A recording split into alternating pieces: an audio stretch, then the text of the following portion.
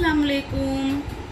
आज जुमेरात 15 अक्टूबर सन 2020 EVS 1 में सबक नंबर 11। आइए जिस्म के अंदर देखिए, ये सबक हम शुरू कर चुके हैं बेटा, है ना। आज हम आगे का हिस्सा पढ़ रहे हैं। देखिए सफ़ा नंबर 72 से शुरू कर रहे हैं। दिल का सिकुड़ना और फैलना तरतीब के साथ एक के बाद एक बगैर रुके होता रहता है। दिल के सिकुड़ते ही दिल में मौजूद खून की नालियों में धकेला जाता है। अगले हर सिकुड़ाव के वक्त वो आगे ही आगे धकेला जाता है। दिल के हर सिकुड़ाव को दिल की धड़कन कहते हैं। अपनी हथेली सीने के दरमियान लेकिन थोड़ा सा बाएं जानिब रखें तो दिल की धड़कन महसूस होती है। जैसे बच्चे ने हाथ रखा है, आप लोग भी अपने दिल पे इस तरीके से हाथ रखिए, देखिए दिल की धड़कन महसूस होगी।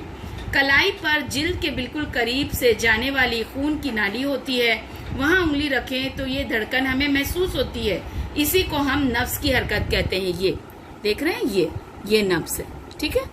ये देखिए यहाँ पर रखेंगे ना तो बिल्कुल यहाँ पे है ना, ये नब्ज उछलती हुई बाकायदा महसूस होती है। फेफड़े, अब ये जो है इंसान के, ये है फेफड़े यानी इंग्लिश में लंग्स। हम सांस लेते हैं तब नाक के रास्ते से हवा जिस्म में दाखिल होती है। वो जिस अंदरूनी अज़ू के जरिए पहुंचाई जाती है उन्हें फेफड़े कहते हैं। हमें दो फेफड़े होते हैं, वो सीने के खाने में होते हैं। देखिए दो फेफड़े हैं और उनके दरमियान में यहाँ साइड में दिल है। हमें दो फेफड़े होते हैं, वो सीने के खाने में होते हैं। उनमें से दाएं जानिब और दूसरा बाएं जानिब होता है। दोनों फेफड़ों के दरमियान थोड़ा सा बाएं जानिब दिल होता है। वहाँ बाएं फेफड़े में थोड़ा सा खला होता है। दायां फेफड़ा बाएं फेफड़े से किसी कदर बड़ा होता है। सांस के साथ ली हुई हवा फेफड़ों तक पहुँचने के लिए एक नली जैसा अंदरूनी अज़ू होता है, उसे सांस की नाली कहते हैं।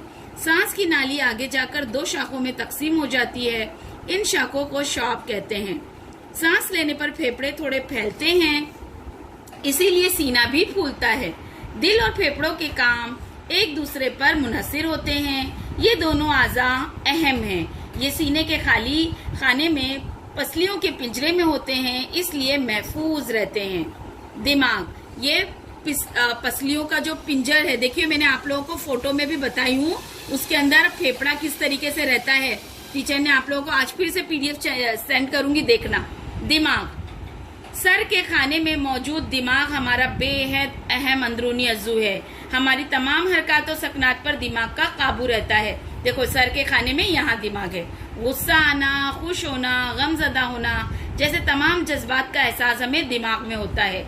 हिस्सी आज़ा के जरिए दी हुई मालूमात की वजाहत भी दिमाग में होती है।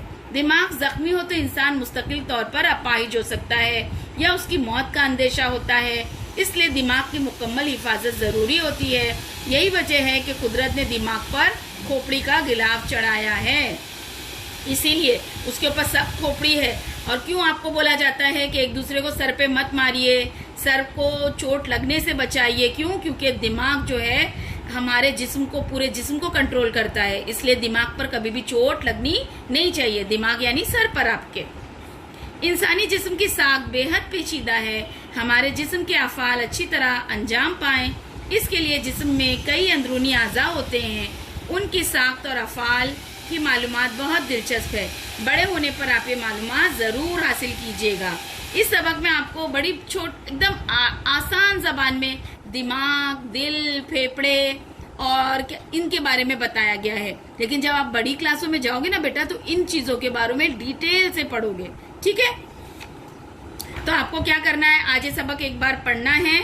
और ये हमने क्या सीखा कि ये 3 पॉइंट्स और यहाँ लिखे हुए 4 पॉइंट्स आपको अच्छी तरीके से लिखने हैं और पढ़ने हैं। मैं अभी नेक्स्ट वीडियो में आपको उसको पढ़कर बता रही हूँ।